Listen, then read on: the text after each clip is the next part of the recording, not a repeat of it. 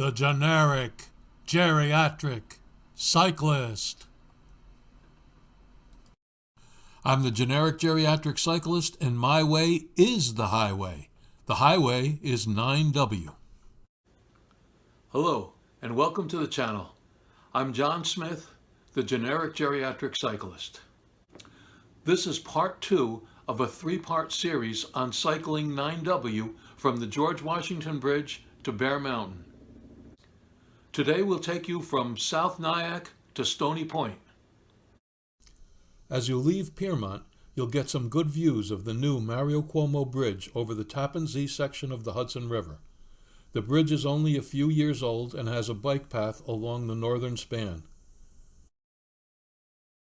Where Broadway intersects Main Street is the center of Nyack. Just a few hundred feet beyond the intersection is a cycling institution, the Runcible Spoon. It serves coffee and pastries and has been a mandatory cycling stop for 3 decades or so. The bike racks are always full during the weekends. It's a great place for a cafe stop and to meet cyclists from all over. Or, as an alternative to the Runcible Spoon, you can go back and make a right on Main Street, and in a few blocks you'll encounter a French bakery cafe, Didier Dumas, on your left. The baked goods here are beyond amazing. The downside is that bike parking is at a premium. Once you've found your way back to 9W, you'll soon encounter another bike shop on your left, 9W Bikes. Stop in to pump your tires or consult Matt, Tony, and Charlie about any issues you might be experiencing. This is my bike shop. It's where I bought my Specialized Roubaix and where I keep it mechanically solid. The last photo reminded me that the Grand Fondo New York National Championships, held every April, use 9W for over half of the event's 100-plus miles. On any given day, you're likely to see cyclists wearing their Grand Fondo New York kit. Just after 9W Bikes, there's a short but sort of steep climb up what's called Hook Mountain. You'll be rewarded for your efforts here with a mile downhill. On your way down, you'll be the envy of the people struggling their way up. I love downhills. This is one of my favorites. We're cutting to the bottom of the long downhill now. You can really pick up some momentum here, unless, that is, you get, a red light.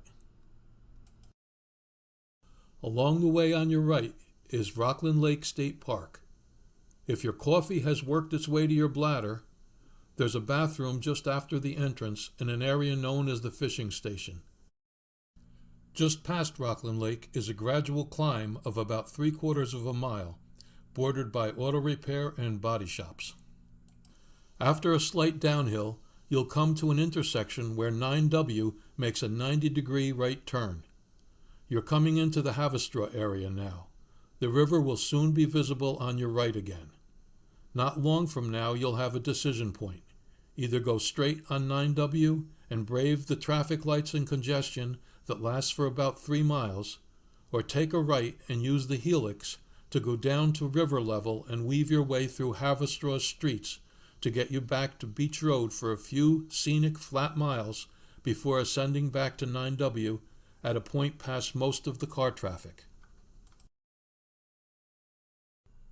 Going down this helix, or corkscrew, whichever you prefer, is fun. Let's take a look.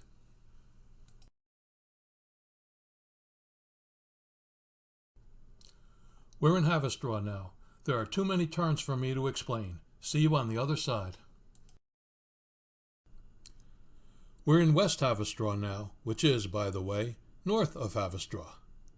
We're down by the river. This is way better than the lights and traffic along 9W. This is a pleasant environment to come to the end of today's segment.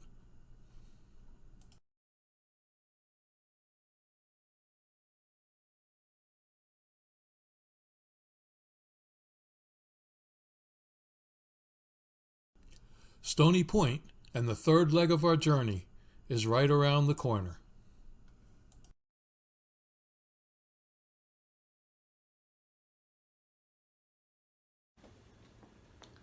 Well, that's it. So long for now. I hope you'll come back for part 3 of this series, where we'll travel from Stony Point up to the peak of Bear Mountain. See you then. Bye.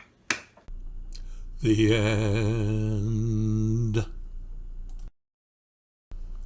I hope to see you soon for the 3rd part of this series, when we climb Bear Mountain.